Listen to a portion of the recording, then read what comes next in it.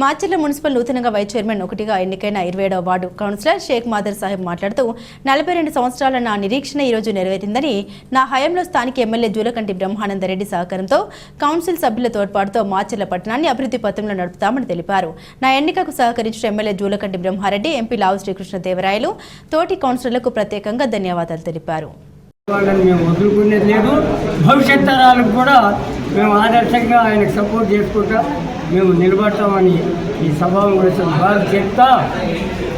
మాచర్ల డెవలప్మెంట్లో ఈ సంవత్సరం లోపే మా బ్రహ్మారెడ్డి గారు వచ్చాక చాలా తేడా కనబడుతుంది.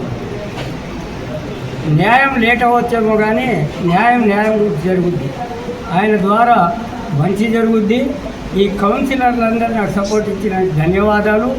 మా కౌన్సిల్ మొత్తం మీకు అండగా ఉంటూ ప్రతి విషయంలో బ్రహ్మాండమైన ఆర్గనైజ్ చేసి మీ స్థాయిని ఇంకా ఉన్నత స్థాయికి తీసుకెళ్తామని ఈ సమావేశం ద్వారా విలేకరులందరికీ నమస్కారం.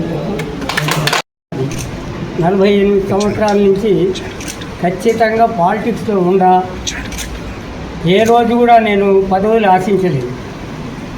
అయితే ప్రతి సంవత్సరం మీకు ఇస్తాం, ప్రతి ఎలక్షన్లో మున్సిపాలిటీ మీకు ఇస్తాం, ముస్లింలకు ఇస్తామని కాంగ్రెస్ వాళ్ళు మోసం చేసిన దరిమిల 1999లో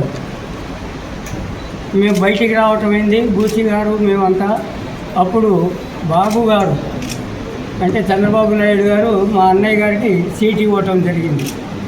అది ఒక చారిత్రాత్మకమైన విజయం. 2 ఓట్లు వేయాలి చైర్మన్కి,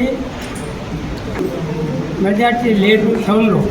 అయితే ఇప్పుడు ఆ రోజు మా అన్నయ్య అమ్మ దుర్గాంబ గారి హయాంలో చైర్మన్గా చేయటం, ఈరోజు మాకు బ్రహ్మారెడ్డి గారి ద్వారా నాకు పదవి ఆపాదించడం, ఒకే ఇంట్లో 2 అన్నదమ్ములు చేయటం అనేది ఇది జూలకంటి వాళ్ళ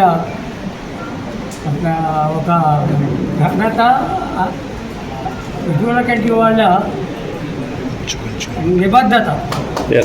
దీనికి సదా మేము మా ఫ్యామిలీ నన్నిసాహెబ్ గారి ఫ్యామిలీ సదా జూలకంటి వాళ్ళకు రుణపడి ఉంటాం.